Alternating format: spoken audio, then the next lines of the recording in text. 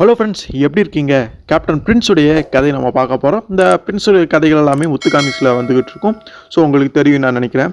So நம்ம வீடியோவே 5 நிமிஷம் அதுக்குள்ளே தான் இருக்க போகுது. அப்படிங்கிறனால இன்ட்ரோ பெருசாக சொல்ல போகிறது கிடையாது. வாங்க கதைக்குள்ளே போயிடலாம்.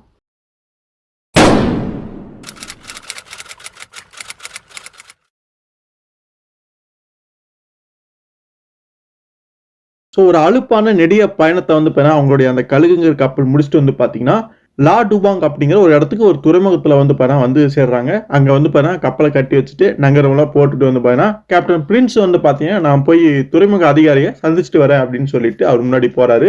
பார்னையும் ஜின்னையும் வந்து பார்த்தீங்கன்னா நீங்கள் கப்பலை பார்த்துக்குங்க அப்படின்னு சொல்லிட்டு போயிடுறாரு. ஆனால் பார்னையை பொறுத்த வரைக்கும் எவ்வளோ நேரத்துக்கு இங்கேருந்து பார்க்குறது, நான் போய் எங்கேயாவது குடிக்க போகிறேன் அப்படின்னு மதுபானம் கடைக்கு போகிறேன் அப்படின்னு சொல்லிட்டு ஜின்னை மட்டும் ஒரு மாதிரி பார்த்துக்க சொல்லிட்டு போயிடுறாரு. அது மட்டும் இல்லாமல் அந்த ஊர் பார்க்கறதுக்கு பெரிய ஒரு பிரச்சனை இல்லாத ஒரு மாதிரி தான் இருக்குது. அப்படி ஒன்றும் கப்பலை வந்து யாரும் எதுவும் பண்ணிட மாட்டாங்க அப்படின்னு அந்த பையனே பார்த்துக்கிறதுக்கு போகுதுன்னு சொல்லிட்டு கொஞ்சம் அசால்ட்டாக விட்டுட்டு பார்னை வந்து பாரு அங்கே போயிடுறாரு. இப்போ இந்த ஜின் பையன் மட்டும் இந்த கப்பலில் இருக்கிறான். ஸோ இந்த மாதிரி பார்னை போகிறத வந்து பார்த்தீங்கன்னா ஒரு சில நபர்கள் வந்து பார்த்தீங்கன்னா மறைமுகமாக கண்காணிக்கிறாங்க. ஸோ ஏதோ ஒரு வில்லங்க நோக்கத்தோடு தான் அவங்க அதை பார்க்குறாங்க அப்படிங்கிறது தெளிவாக தெரியுது. ஸோ அங்கே பிரின்ஸுமே வந்து பார்த்தீங்கன்னா அந்த துறைமுக அதிகாரியை சந்திக்க போறேன்னா அவருடைய அந்த அலுவலகத்துக்குமே போயிடுறாரு. உள்ளே போனவருக்கு பெரிய ஒரு அதிர்ச்சி, அங்கே அவர் செத்து கிடக்கிறாரு. ஏன்னா அவர் இப்படி இருந்து கிடக்கிறாரு, என்ன ஏதுன்னு தெரியாமல் அவர் அதிர்ச்சியை போய் பார்க்குறாரு. நம்ம உடனே போலீஸுக்கு தகவல் கொடுக்கணும் அப்படின்னு நினச்சிட்டு இருக்கும்போது பின்னாடி இருந்து அந்த 2 போலீஸ்காரங்க வந்து பார்த்தீங்கன்னா பிரின்ஸை பிடிச்சிடுறாங்க. இவன் தான் கொலையாளி அப்படின்னே முடிவு பண்ணிடுறாங்க. அதே மாதிரி பார்னை வந்து பார்த்தீங்கன்னா பார்ல ஒரு குடிச்சிட்டு இருப்பா. அப்படி அவர் குடிச்சிட்டு இருக்கும் பொழுது அங்கே வேலை செய்கிற ஒரு சின்ன பையன் வந்து பார்த்தீங்கன்னா, சார் இந்த கடையோட ஓனர் வந்து பார்த்தீங்கன்னா அவங்களை சந்திக்க விரும்புறாரு, உங்க கூட சேர்ந்து குடிக்க விரும்புறாரு அப்படின்னு சொல்லிட்டு வாங்க அந்த ரூமுக்கு வாங்க அப்படின்னு சொல்லிட்டு அந்த சின்ன பையன் பார்னையை கூட்டிட்டு போகும்பொழுது பார்னைக்குமே அந்த ரூம்ல ஒரு பெரிய அதிர்ச்சி காத்துட்டு இருக்குது. அங்க ஒரு நபர் வந்து பாத்தீங்கன்னா இறந்து கிடக்குறாரு, கிட்டத்தட்ட சாவர அந்த ஒரு தருவாயில இருக்காரு. நீங்கன்னு சொல்லிட்டு என்னமோ அந்த கத்தி குத்துவான அந்த நபர் வந்து பாத்தீங்கன்னா சில உண்மைகளை சொல்ல வரலாம்னு நினைக்கிறதுக்குள்ள 2 போலீஸ்காரங்க கரெக்டா வந்து பாரு பார்னை ஏதாவது கொலையாளி அப்படிங்கறத முடிவே பண்ணிட்டு வந்து பாரு அவனையுமே பிடிச்சிட்டு போயிடுறாங்க. ஸோ இது பார்க்கும் பொழுதே தெரியுது ஏதோ ஒரு திட்டமிட்ட சதி அப்படிங்கிறது. பிரின்ஸையும் பார்னையும் வந்து பாத்தீங்கன்னா கரெக்டா வந்து பாத்தீங்கன்னா இப்படி ஒரு போலியான பழியை போட்டு அவங்க 2 பேர்த்தையும் வந்து பிடிச்சிடுறாங்க. ஸோ கப்பலில் ஜின் வந்து தனியாக இருந்திருப்பான். அந்த கப்பலையுமே பிடிக்கிறதுக்காக சில ஆட்கள் வந்திருப்பாங்க, ஜின் பையனை ஈஸியாக சமாளிச்சிடலாம் அப்படின்ட்டு. ஆனால் அந்த ஜின் பையனை பிடிக்க வரும்பொழுது அவன் வந்து பார்த்தீங்கன்னா சாமர்த்தியமாக அங்கேயும் இங்கேயும் நழுவி ஓடி போய் கப்பலை விட்டு வெளியே தப்பிச்சு போயிடுறான். அவங்க கூட மோதுறது பைத்தியக்காரத்தனம், இப்போதைக்கு இங்கே தப்பிச்சு போனவனதான் சாமர்த்தியமாக நம்ம ஏதாவது பண்ண முடியும் அப்படின்னு சொல்லிட்டு இந்த விஷயத்தை போய் உடனே பிரின்ஸ் கிட்டையும் பார்னை கிட்டையும் சொல்லணும் அப்படிங்கிறதுக்காக வேகமாக போகிறான். ஆனால் அப்போதான் அவனுக்கு உண்மை தெரியுது, போலீஸ்காரங்க அவங்கள பிடிச்சிட்டாங்க அப்படிங்கிறது. அந்த காட்சியை வந்து தூரத்துல இருந்து மறைவா வந்து பாத்தீங்கன்னா ஜின் பார்த்துட்டு இருக்கான்.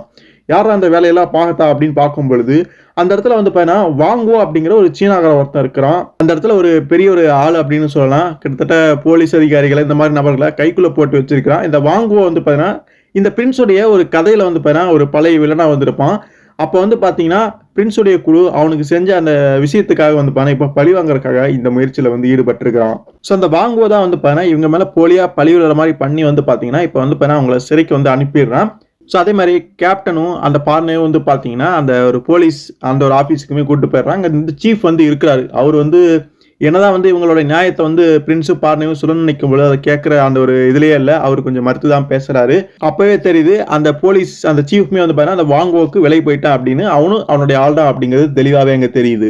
அப்போதைக்கு பிரின்ஸையும் பார்னையவே அங்கே இருக்கக்கூடிய ஒரு ஜெயிலில் வந்து அடைச்சிடுறாங்க. வெளியில் வந்து பார்த்தீங்கன்னா நம்ம ஜின் வந்து பார்த்தீங்கன்னா தனியாக இருக்கிறான், யார் மறைவிலும் படாமல் மறைவாக வந்து பார்த்தீங்கன்னா இருக்கா. அப்படி எப்படா இப்போ என்னதானா பண்ணுறது, நம்மளுடைய ஆளுங்களை எப்படி காப்பாற்றுறதுன்னு யோசிச்சுட்டு இருக்கிறான். ஃபர்ஸ்ட் இந்த உடைகளை நம்ம மாற்றி ஆகணும், இந்த உடைகளில் பார்த்தா யாருக்காவது சந்தேகம் வந்துடும் அப்படின்ட்டு ஒரு பெரிய பங்களாவாட் இருக்குது. அங்க வந்து பாத்தீங்கன்னா போய் ஏதாவது துணிமணி இது கிடைச்சா எடுத்து மாட்டிக்கலாம் அப்படின்னு திருத்தமா உள்ள நுழைஞ்சு ஏதாவது பண்ணலாம் அப்படின்னு நினைச்சு போகும்பொழுது அங்க யாரோ பேசுற சத்தம்லாம் கேட்குது. அப்பதான் தெரியுது அந்த இருப்பிடம் வந்து பார்த்தீங்கன்னா வாங்குவோடைய இருப்பிடம்.